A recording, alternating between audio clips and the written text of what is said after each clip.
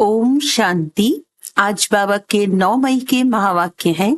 बाबा ने कहा, मीठे बच्चे, कड़े ते कड़ी बीमारी है किसी के नाम रूप में फंसना। अंतर्मुखी बन इस बीमारी की जांच करो और इससे मुक्त बनो। प्रश्न है, नाम रूप की बीमारी को समाप्त करने की युक्ति क्या है? इससे नुकसान कौन कौन से होते हैं? उत्तर है, नाम रूप की बीमारी को समाप्त करने के लिए एक बाप से सच्चा सच्चा लव रखो। याद के समय बुद्धि भटकती है, देहधारी में जाती है, तो बाप को सच सच सुनाओ। सच बताने से बाप क्षमा कर देंगे। सर्जन से बीमारी को छिपाओ नहीं।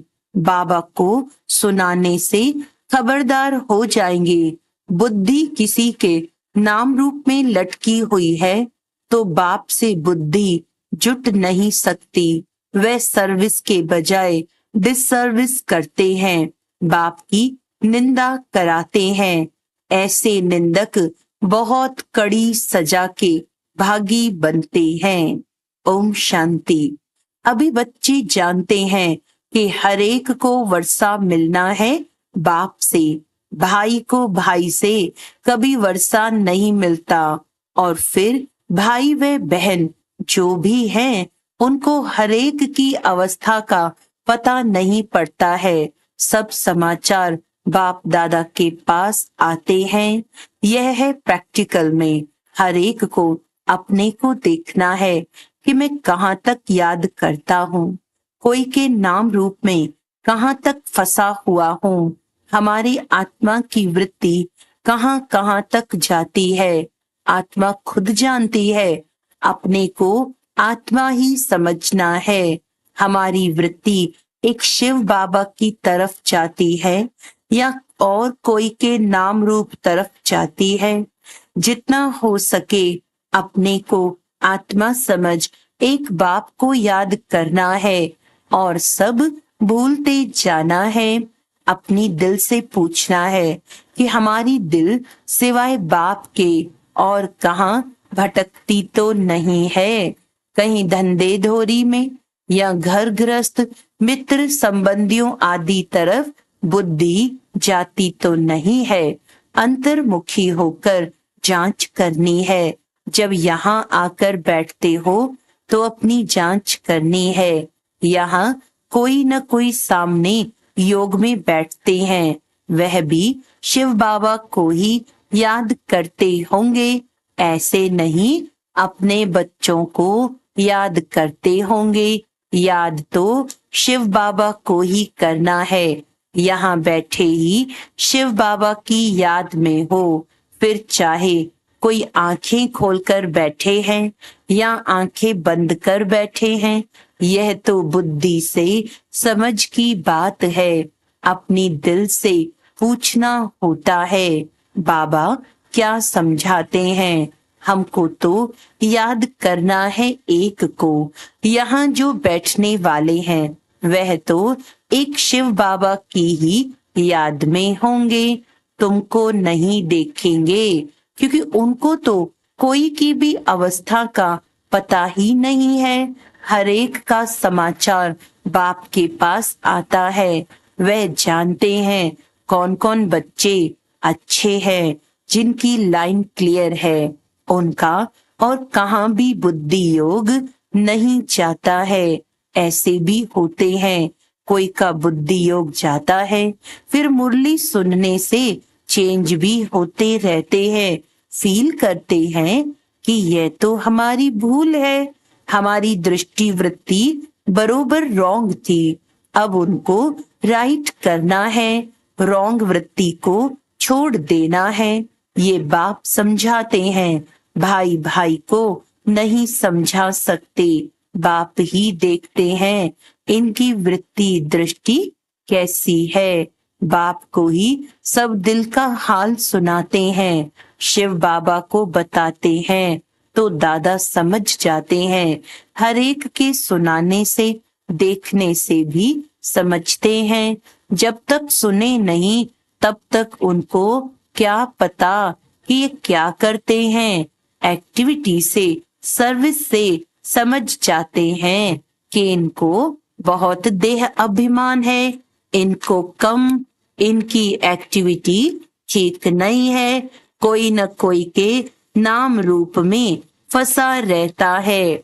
बाबा पूछते हैं, कोई की तरफ बुद्धि जाती है, कोई साफ बतलाते हैं, कोई कोई फिर नाम रूप में फंसे हुए ऐसे हैं जो बताते ही नहीं हैं, अपना ही नुकसान करते हैं। बाप को बतलाने से उनकी क्षमा होती है और फिर आगे के लिए भी संभाल करते हैं। बहुत है जो अपनी वृत्ति सच नहीं बताते, लज्जा आती है। जैसे कोई उल्टा काम करते हैं तो सर्जन को बताते नहीं हैं, परंतु छिपाने से बीमारी और ही वृद्धि को पाएगी। यहाँ भी ऐसे है, बाप को बताने से हल्के हो जाते हैं, नहीं तो वे अंदर में रहने से भारी रहेंगे। बाप को सुनाने से फिर दोबारा ऐसे नहीं करेंगे, आगे के लिए अपने पर खबरदार भी रहेंगे। बाकी बताएंगे नहीं तो वह वृद्धि को पाता रहेगा। बाप जानते हैं ये सर्विसेबल बहुत है। क्वालिफिकेशन कैसी रहती है, सर्विस में भी कैसे रहते हैं, कोई के साथ लटके तो नहीं है, हर एक की जन्म पत्री को देखते हैं, फिर इतना उनसे लव रखते हैं, कशिश करते हैं। कोई तो बहुत अच्छी सर्विस करते हैं, कभी भी कहाँ उन्हों का बुद्धि योग नहीं जाता। हाँ, पहले जाता था, अब खबरदार है। बताते हैं, बाबा अब मैं खबरदार हूँ, आगे बहुत भूलें करते थे। समझते हैं देह अभिमान में आने से भूलें ही होंगी, फिर पद तो भ्रष्ट हो जाएगा। भल किसको पता नहीं पड़ता है, परंतु पद तो भ्रष्ट हो ही जाएगा।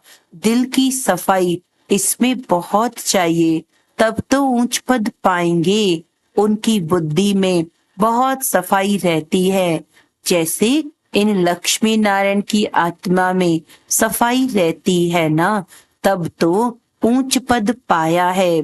कोई कोई के लिए समझा जाता है, इनकी नाम रूप की तरफ वृत्ति है, देही अभिमानी होकर नहीं रहते हैं, इस कारण पद भी कम होता गया है। राजा से लेकर रंक तक नंबरवार पद तो है ना, ये क्या होता है इसको भी समझना चाहिए। नंबरवार तो जरूर बनते ही हैं, कलाएं कम होती ही रहती हैं। जो 16 कला संपूर्ण है वह फिर 14 कला में आ जाते हैं। ऐसे थोड़ा थोड़ा कम होते होते कलाएं उतरती तो जरूर है। 14 कला है तो भी अच्छा, फिर वाम मार्ग में उतरते हैं तो विकारी बन जाते हैं, आयु ही कम हो जाती है, फिर रजो तमो गुणी बनते जाते हैं, कम होते होते पुराने होते जाते हैं, आत्मा शरीर से पुरानी होती जाती है। ये सारा ज्ञान अभी तुम बच्चों में है। जैसे 16 कला से नीचे उतरते उतरते फिर मनुष्य बन जाते हैं। देवताओं की मत तो होती नहीं, बाप की मत मिली, फिर 21 जन्म मत मिलने की दरकार ही नहीं रहती है। ये ईश्वरीय मत तुम्हारी 21 जन्म चलती है। फिर जब रावण राज्य होता है तो तुमको मत मिलती है रावण की, दिखाते भी हैं। देवताएं वाम मार्ग में जाते हैं और धर्म वालों की ऐसी बात नहीं होती है। देवता जब वाम मार्ग में जाते हैं तब और धर्म वाले आते हैं। बाप समझाते हैं, बच्चे अभी तो तुम्हें वापस जाना है। ये पुरानी दुनिया है, ड्रामा में ये भी मेरा पार्ट है। पुरानी दुनिया को नया बनाना ये भी तुम समझते हो। दुनिया के मनुष्य तो कुछ नहीं जानते, तुम इतना समझाते हो, फिर भी कोई अच्छी रुचि दिखाते हैं, कोई तो फिर अपनी ही मत देते हैं। ये लक्ष्मी नारायण जब थे तो पवित्रता, सुख, शांति सब थी। पवित्रता की ही मुख्य बात है। मनुष्यों को ये पता नहीं है कि सतयुग में देवता पवित्र थे। वह तो समझते हैं देवताओं को भी बच्चे आदि हुए हैं, परंतु वहां योग बल से कैसे पैदाइश होती है ये किसको भी पता नहीं है। कहते हैं सारी आयु ही पवित्र रहेंगे तो फिर बच्चे आदि कैसे होंगे, उन्हों को समझाना है। इस समय पवित्र होने से फिर हम 21 जन्म पवित्र रहते हैं। गोया श्रीमत पर हम वॉइसलेस वर्ल्ड स्थापन कर रहे हैं। श्रीमत है ही बाप की, गायन भी है मनुष्य से देवता कि ये करत्न लागी वार। अभी सब मनुष्य हैं जो फिर देवता बनते हैं। अब श्रीमत पर हम डीटी गवर्नमेंट स्थापन कर रहे हैं। इसमें प्योरिटी तो बहुत मुख्य है। आत्मा को ही प्योर बनना है। आत्मा ही पत्थर बुद्धि बनी है। एकदम क्लियर कर बताओ। बाप ने ही सतयुगी डीटी गवर्नमेंट स्थापन की थी, जिसको पैराडाइज कहते हैं। मनुष्य को देवता बाप ने ही बनाया। मनुष्य थे पतित, उनको पतित से पावन कैसे बनाया। बच्चों को कहा माँ में कम याद करो तो तुम पावन बन जाएंगे। ये बात तुम किसको भी सुनाएंगे तो अंदर में लगेगा। अब पतित से पावन कैसे बनेंगे, जरूर बाप को याद करना होगा और संग बुद्धि योग तोड़ एक संग जोड़ना है, तब ही मनुष्य से देवता बन सकेंगे। ऐसे समझाना चाहिए। तुमने जो समझाया वह ड्रामा अनुसार बिल्कुल ठीक था। यह तो समझते हैं, फिर भी दिन प्रतिदिन पॉइंट्स मिलती रहती हैं समझाने लिए। मूल बात है ही कि हम पतित से पावन कैसे बने। बाप कहते हैं देह के सभी धर्म छोड़ माँ में कम याद करो। इस पुरुषोत्तम संगम योग को भी तुम बच्चे ही जानते हो। हम अभी ब्राह्मण बने हैं, प्रजापिता ब्रह्मा की संतान। बाप हमको पढ़ाते हैं ब्राह्मण बनने बिगर हम देवता कैसे बनेंगे। ये ब्रह्मा भी पूरे 84 जन्म लेते हैं, फिर उनको ही पहला नंबर लेना पड़ता है। बाप आकर प्रवेश करते हैं तो मूल बात है ही एक, अपने को आत्मा समझ बाप को याद करो। देहाभिमान में आने से कहां न कहां लटके रहते हैं। देही अभिमानी तो सब बन न सके, अपनी पूरी जांच करो। हम कहां देह अभिमान में तो नहीं आते हैं। हमसे कोई विकर्म तो नहीं होता है, बेकायदे चलन तो नहीं होती है, बहुतों से होती है। वे अंत में बहुत सजा के भागी बनेंगे। भल अभी कर्मातीत अवस्था नहीं हुई है। कर्मातीत अवस्था वाले के सब दुख दूर हो जाते हैं, सजाओं से छूट जाते हैं। ख्याल किया जाता है नंबरवार राजाएं बनते हैं। जरूर किसका कम पुरुषार्थ रहता है जिस कारण सजा खानी पड़ती है। आत्मा ही गर्भ जेल में सजा भोगती है। आत्मा जब गर्भ में है तो कहती है हमको बाहर निकालो, फिर हम पाप कर्म नहीं करेंगे। आत्मा ही सजा खाती है, आत्मा ही कर्म विकर्म करती है। ये शरीर कोई काम का नहीं है।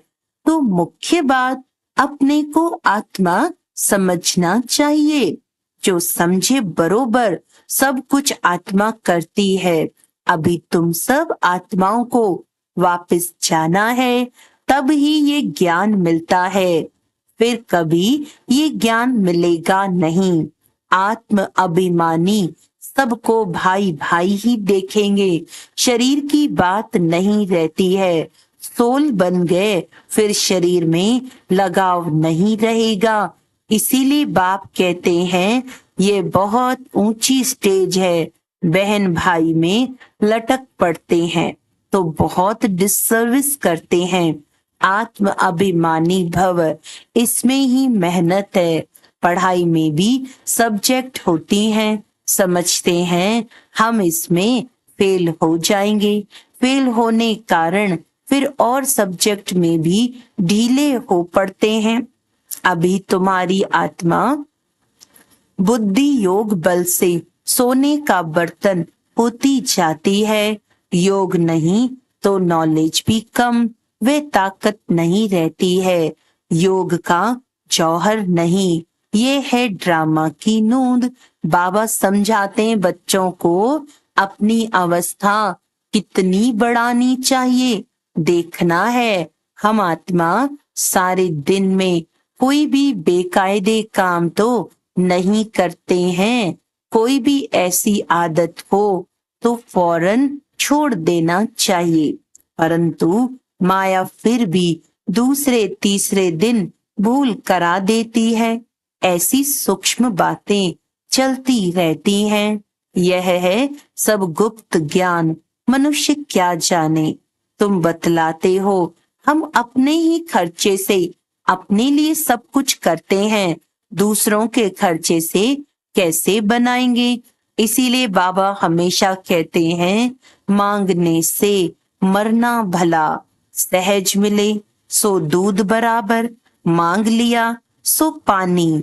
मांग कर कोई से लेते हो तो वह लाचारी काशी कलवट खाकर देते हैं तो वह पानी हो जाता है। खींच लिया वह रक्त बराबर। कई बहुत तंग करते हैं, कर्जा उठाते हैं तो ये रक्त समान हो जाता है। कर्जा लेने की कोई ऐसी दरकार नहीं है। दान देकर फिर वापस लिया, उस पर भी हरिश्चंद्र का मिसाल है। ऐसे भी मत करो, हिस्सा रख दो जो तुमको काम भी आए। बच्चों को पुरुषार्थ इतना करना है जो अंत में बाप की ही याद हो और स्वदर्शन चक्र भी याद हो। तब प्राण तन से निकले, तब ही चक्रवर्ती राजा बन सकेंगे। ऐसे नहीं पिछाड़ी में याद कर सकेंगे, उस समय ऐसी अवस्था हो जाएगी नहीं। अभी से पुरुषार्थ करते करते उस अवस्था को अंत तक ठीक बनाना है। ऐसा न हो कि पिछाड़ी में वृत्ति कहां और तरफ चली जाए। याद करने से ही पाप कटते रहेंगे। तुम बच्चे जानते हो पवित्रता की बात में ही मेहनत है, पढ़ाई में इतनी मेहनत नहीं है। इस पर बच्चों का ध्यान अच्छा चाहिए। तब बाबा कहते हैं रोज अपने से पूछो हमने कोई बेकायदे काम तो नहीं किया, नाम रूप में तो नहीं फंसता हूँ, किसको देख लट्टू तो नहीं बनता हूँ, कर्मेंद्रियों से कोई बेकायदे काम तो नहीं करता हूँ। पुराने पतित शरीर से बिल्कुल लव नहीं होना चाहिए, वह भी देह अभिमान हो जाता है। अनासक्त हो रहना चाहिए, सच्चा प्यार एक से, बाकी सबसे अनासक्त प्यार। भले बच्चे आदि हैं परंतु कोई में भी आसक्ति ना हो। जानते हैं ये जो कुछ भी देखते हैं सब खत्म हो जाएगा, तो उनसे प्यार सारा निकल जाता है। एक में ही प्यार रहे, बाकी नाम मात्र अनासक्त। अच्छा, मीठे मीठे सिक्के लदे बच्चों प्रति माता पिता बाप दादा का याद प्यार और गुड मॉर्निंग। रूहानी बाप की रूहानी बच्चों को नमस्ते। हम रूहानी बच्चों की रूहानी बाप दादा को याद प्यार गुड मॉर्निंग, नमस्ते नमस्ते नमस्ते जी। धारणा के लिए मुख्य सार है, अपनी वृत्ति को बहुत शुद्ध पवित्र बनाना है।